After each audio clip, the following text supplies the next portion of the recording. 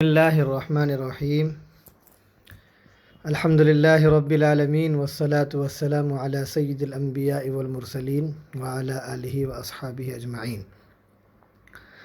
اب تک الدرس الاول مکمل ہوا ہے، یعنی پہلا سبق ہمارا ختم ہوا ہے۔ اب میں ایک مرتبہ ریمائنڈ کے طور پر، مذاکرہ کے طور پر وہ بتلاتا ہوں کہ اس سے پہلے ہم یہ پڑھے تھے کہ ھذا کس کے لیے استعمال ہوتا ہے۔ تو ھذا یہ سامنے کسی چیز کی طرف ہاتھ دکھا کر اشارہ کرتے ہیں تو اس کے لیے ھذا ہوتا ہے، اور یہ مذکر کے لیے استعمال ہوتا تھا۔ اب کوئی شخص کیا ہے، دور کوئی چیز ہے اور اس کے بارے میں اس کو معلوم نہیں ہے، تو اب دور چیز کی طرف اشارہ کرنے کے لیے کون سے لفظ کا استعمال کریں گے عربی میں؟ تو اس کے لیے عربی میں لفظ آتا ہے ذالک۔ جیسے ھذا مذکر کے لیے تھا، ویسے ہی سیم ذالک بھی مذکر کے لیے ہے۔ دونوں میں فرق کیا ہے؟ ھذا آتا تھا سامنے کی طرف اشارہ کرنے کے لیے، اور ذالک آتا ہے دور کسی چیز کی طرف اشارہ کرنے کے لیے بس۔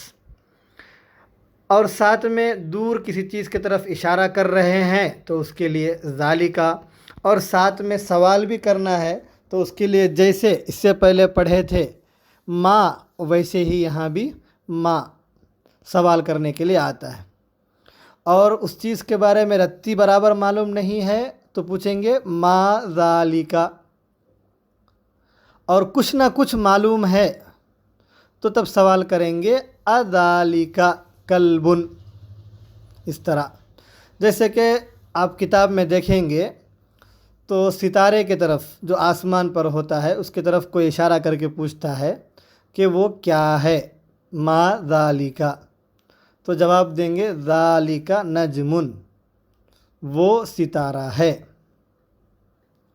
اور یہاں دیکھو دونوں چیزیں ہیں، ایک مسجد ہے اور ایک گھر ہے۔ مسجد سامنے ہے اور گھر دور ہے، تو مسجد کے لیے استعمال کریں ھذا مسجد، اور گھر کے لیے استعمال کرے ہیں وذالک بیت۔ اسی طرح یہاں دیکھو گھوڑا سامنے ہے، گدھا گھوڑے سے دور ہے، تو گھوڑے کے لیے ھذا اور گدھے کے لیے ذالک۔ اسی طرح یہاں بلی ہے لیکن کوئی اس کی طرف اشارہ کر کے پوچھے کیا یہ کتا ہے، جیسے اذالک کلب، تو جواب دینا ہے لا ذالک قط، نہیں یہ بلی ہے۔ اسی طرح پلنگ کی طرف اشارہ کر کے کوئی پوچھے ما ذالک، تو جواب دینا ہے ذالک سریر۔ اسی طرح آپ اوپر پڑھے تھے کہ ماں سے جب سوال کرتے ہیں تو اس چیز کی طرف سوال کرتے ہیں جو انسان نہیں ہوتا ہے، اور اگر وہی انسان کی طرف دکھا کر پوچھنا ہے تو اس کے لیے آتا تھا من۔ تو قریب کے لیے من ھذا اور دور کے لیے من ذالک۔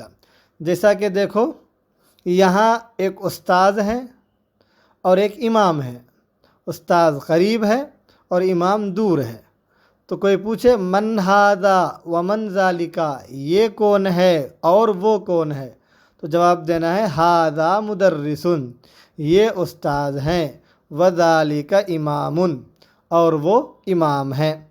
اسی طرح کوئی پتھر کی طرف دکھا کر، ہاتھ دکھا کر پوچھے ما ذالک،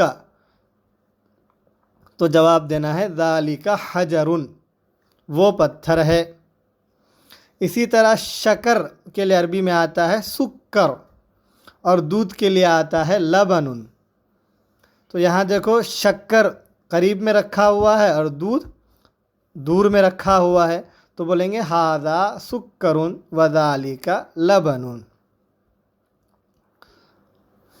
اور اسی طرح اس سے پہلے بھی آپ پڑھ چکے ہیں اقرأ واکتب، اس کا معنی ہوتا ہے پڑھو اور لکھو، یعنی یہاں لکھا ہوا ہے ھذا سکر، لیکن سکر پر حرکت لگے ہوئے نہیں ہے، یہ حرکت ہمیں لگانا ہے، لگا کر کاپی میں لکھنا ہے، پھر اس کے بعد پڑھنا ہے۔ اور اب یہ سبق جو دوسرا سبق ہم پڑھے ہیں، اس میں کون کون سے نئے الفاظ آئے ہیں، تو ایک مرتبہ ایک جگہ دے دیے ہیں تاکہ یاد کرنے میں آسانی ہو جائے۔ ایک نیا لفظ آیا تھا امام، دوسرا آیا تھا حجر، تیسرا آیا تھا سکر، چوتھا آیا تھا لبن۔ بس یہیں پر دوسرا سبق ختم ہوتا ہے۔ وآخر دعوانا الحمد للہ رب العالمین۔